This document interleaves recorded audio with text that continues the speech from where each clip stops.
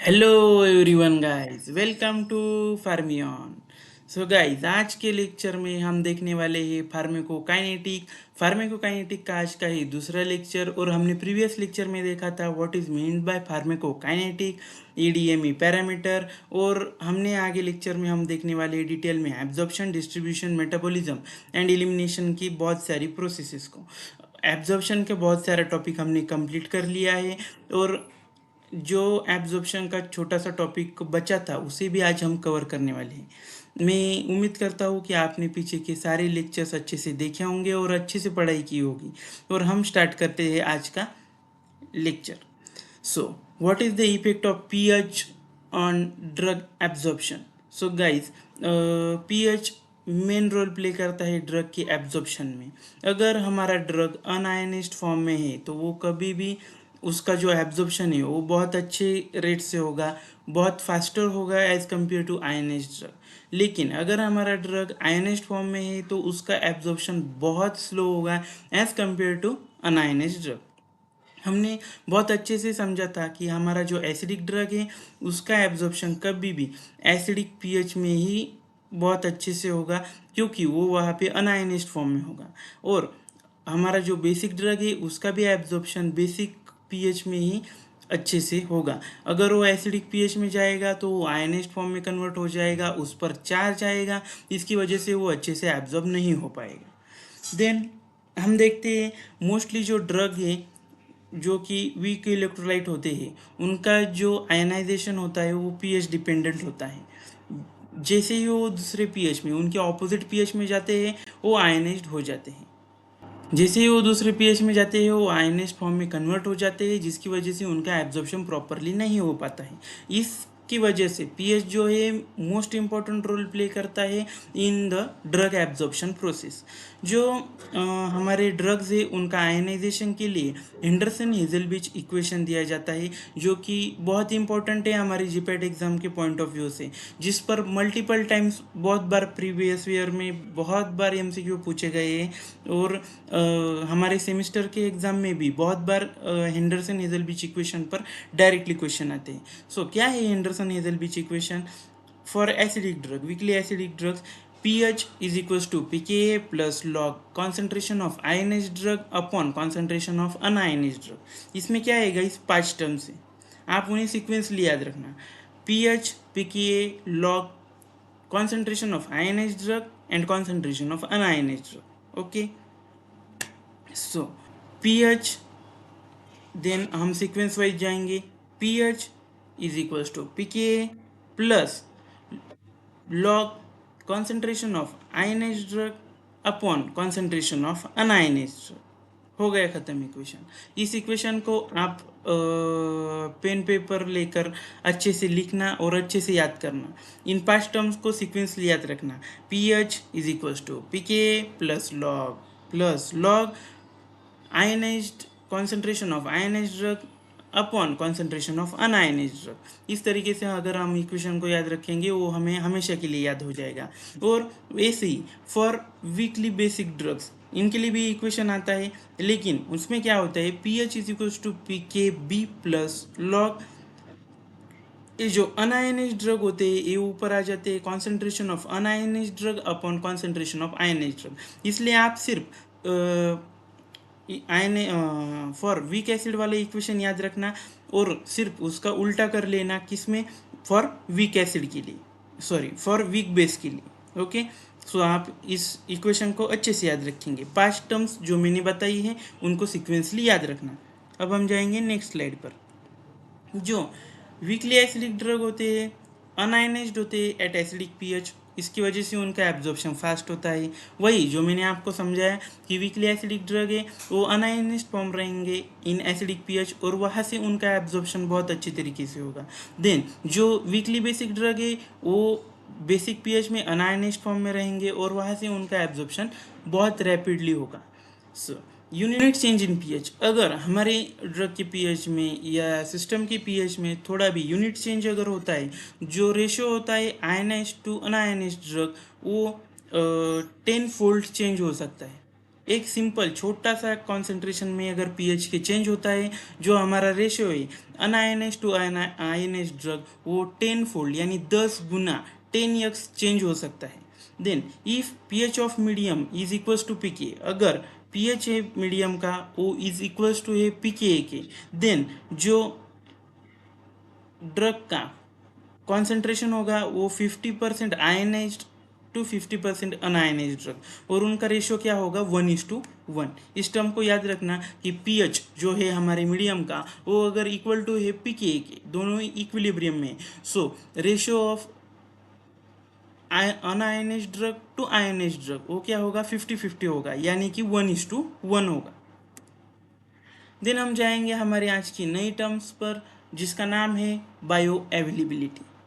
Bio availability क्या है guys? Fraction of drug administered that reaches to systemic circulation is known as a bio availability.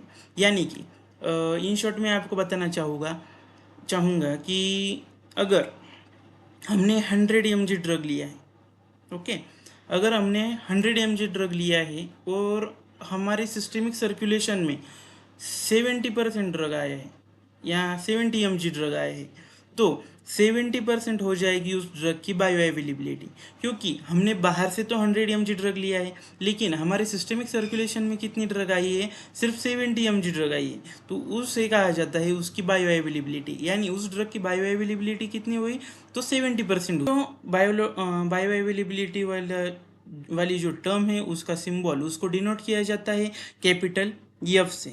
जो हमारा IV route, मैंने जो root of administration आपको सिखाए थे उसमें बहुत अच्छे से बताया था कि हमारे आईवी रूट की, इंट्रावेनस रूट की बायो अवेलेबिलिटी कितनी होती है? 100% बायो अवेलेबिलिटी होती है। बहुत बार आपसे ये डायरेक्टली एमसीक्यू पूछा जाता है कि which one route of drug administration has 100% bioavailability? सो उसका आंसर हमेशा याद रखना कि intravenous route has 100% bioavailability. Okay, उसी के साथ हम उस ट्रिक को रिवाइज करेंगे कि आईवी रूट का एंगल क्या होता है। हमने याद किया था आई एम 90, ओके, यानी कि इंट्रामस्कुलर रूट का एंगल क्या है? 90 डिग्री। देन माई सब यानी कि माई हाफ, और या मेरा दूसरा पार्ट माई सब इज 45, जो कि होगा मेरा हाफ। आई एम 90, माई सब इज 45। देन आएगा आईडी हम कब दिखाते थे? जब हम 10 से 15 साल के होते थे, तब हम क्या दिखाते थे? आईडी दिखाते थे। सो इंट्राडर्मल रूट का एंगल कितना है? 10 से 15 डिग्री, ओके, और आईवी हमने डायरेक्टली याद रखा था 25 डिग्री, ओके, डन। जैसे ही ऐसी कंसेप्ट आएंगी हम हमारे पुराने कंसेप्ट को भी रिवाइज किया करेंगे। Then bioavailability is determined by area under curve. जो एरिया अंडर कर्व होता है उसकी हेल्प से हम बायो अवेलेबिलिटी को डिटरमाइन करते हैं। यहाँ पे बायो अवेलेबिलिटी का फॉर्मूला दिया गया है। बायो अवेलेबिलिटी जिसको मैंने बताया है कि हम कैपिटल एफ से डिनोट करेंगे, उसका बहुत अच्छा फॉर्मूला होता है कि concentration following oral dose divided by concentration following IV dose। क्योंकि concentration following IV dose एक कांस्टेंट होता है, क्योंकि हमारा IV रूट जो है वो क्या दिखाता है? 100% बायो अवेलेबिलिटी दिखाता है। Then concentration following oral dose, हमने जो ओरल डोज लिया है वो कितना है, और हम जो concentration following by IV dose वो कितना है, इनको डिवाइड करके हमें बायो अवेलेबिलिटी आएगी। ओके, सो बायो अवेलेबिलिटी की इक्वेशन को हम याद रखेंगे, जो कि है concentration of oral dose divided by concentration of IV dose. यहाँ पे फैक्टर्स अफेक्टिंग बायो अवेलेबिलिटी जो है उनमें आता है पहला fast pass metabolism, then drug formulation, solubility, route of administration and gastric emptying time.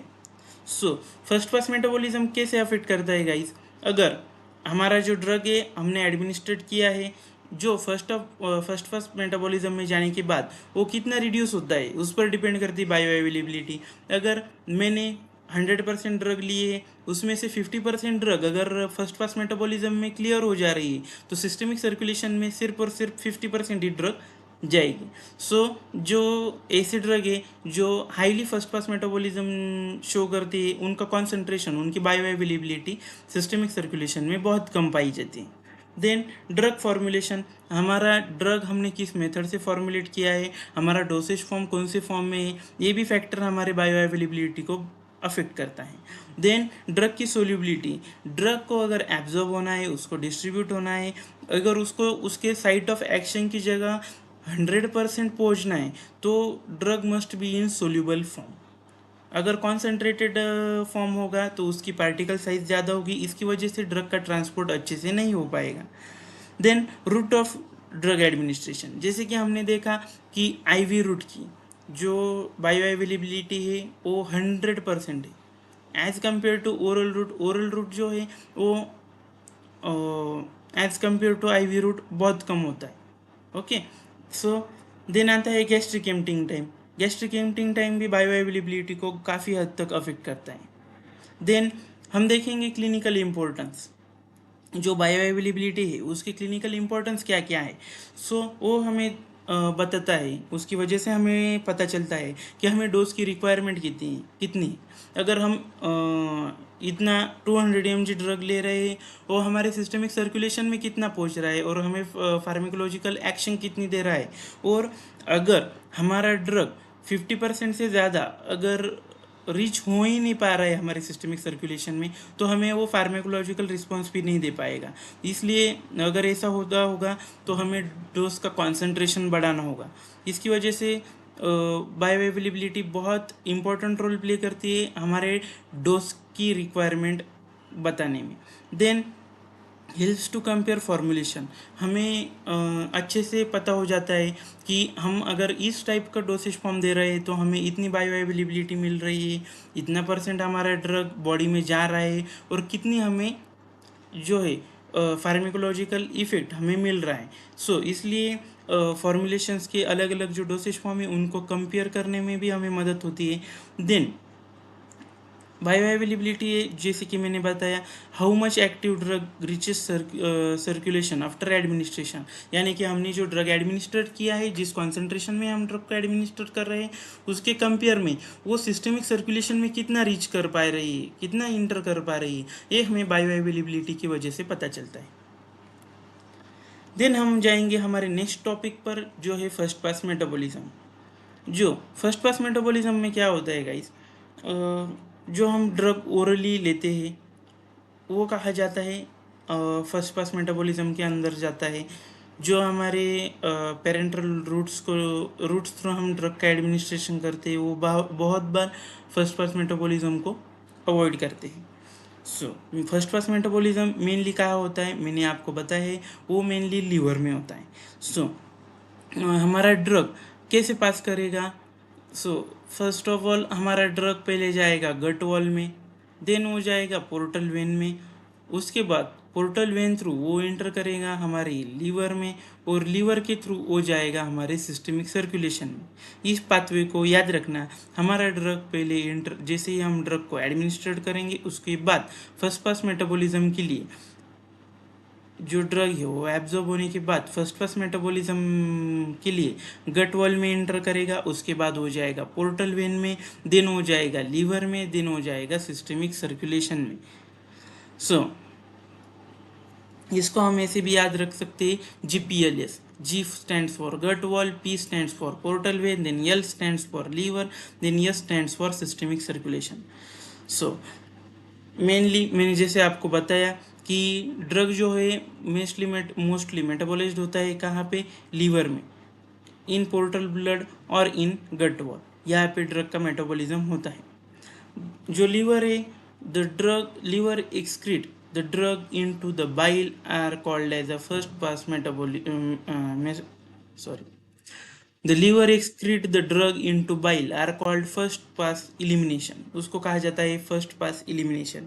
यानी कि जो ड्रग हमारा मेटाबोलाइज्ड हो जाता है उसका जो वेस्ट एक्सक्रीट आउट जो निकलता है वो लीवर कैसे सिक्रेट आउट करता है, in the form of bile, उसको वो इलिमिनेट करता है हमारे बॉडी से।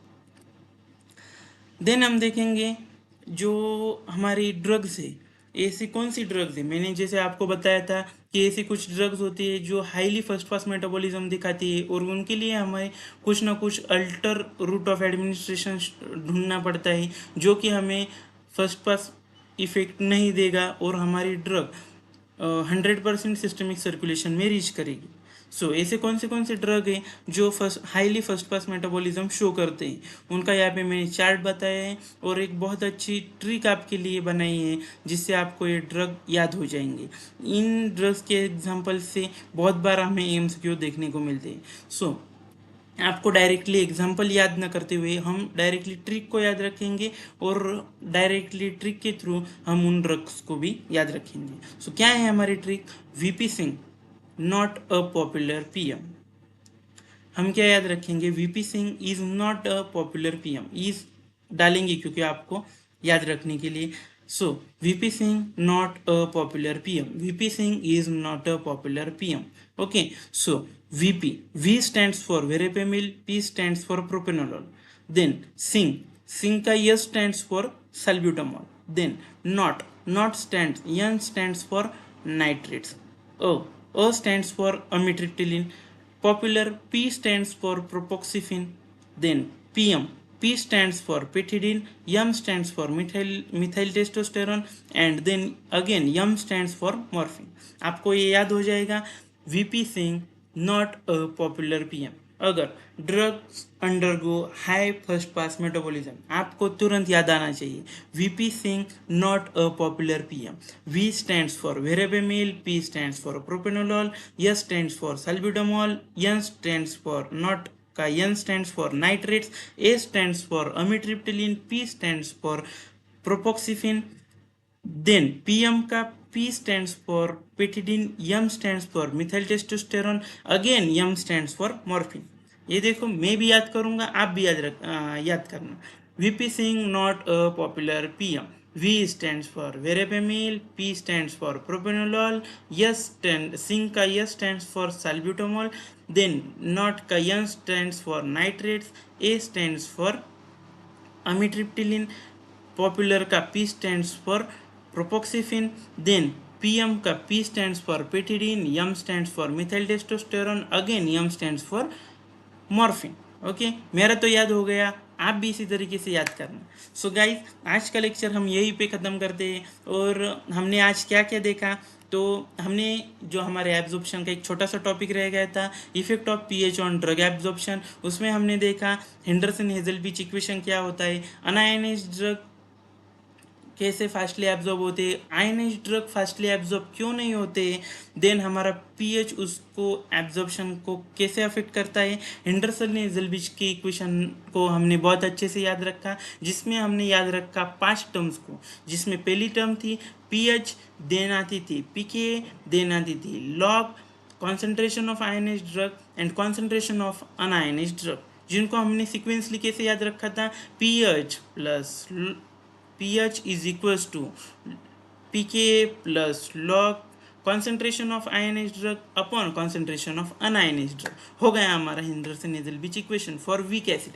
देन हमने याद रखा था फॉर वीक बेस उसका सिर्फ unionized concentration of un-ionised drug upon concentration of ionised drug, इतना ही चेंज करना है, वो इक्वेशन हमारा बन जाएगा। देन हमने देखा अगर pH of medium equal to pK के, तो रेशियो क्या होगा, 1:1 आएगा।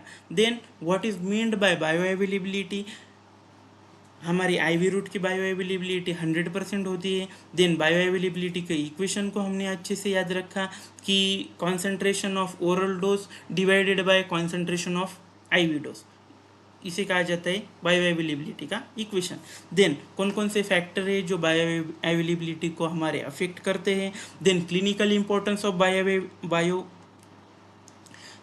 क्लिनिकल इंपॉर्टेंस देखे हमने बायो अवेलेबिलिटी के। देन फर्स्ट पास मेटाबॉलिज्म को बहुत अच्छे से देखा, हमारा ड्रग एब्जॉर्प्शन के बाद फर्स्ट पास मेटाबॉलिज्म में कैसे जाता है उसको भी हमने याद रखा, जीपीएलएस के थ्रू, यानी कि गट वॉल से, बाद में पोर्टल वेन, बाद में लीवर, उसके बाद सिस्टमिक सर्कुलेशन में ड्रग आ जाएगी। देन हमने जो drug undergo high first pass metabolism उसको बहुत अच्छे से याद रखा किस ट्रिक के साथ, तो VP Singh not a popular PM. मेरे तो सारे ड्रग याद हो चुके हैं इस ट्रिक के साथ, आप भी इस ट्रिक को बार बार रिवाइज करके याद रखना। Okay guys, so thank you. इसी तरीके से अच्छे वीडियोस और लेक्चर्स देखने के लिए हमारे चैनल फार्मियन को लाइक शेयर और सब्सक्राइब करना मत भूलना। Thank you guys for watching.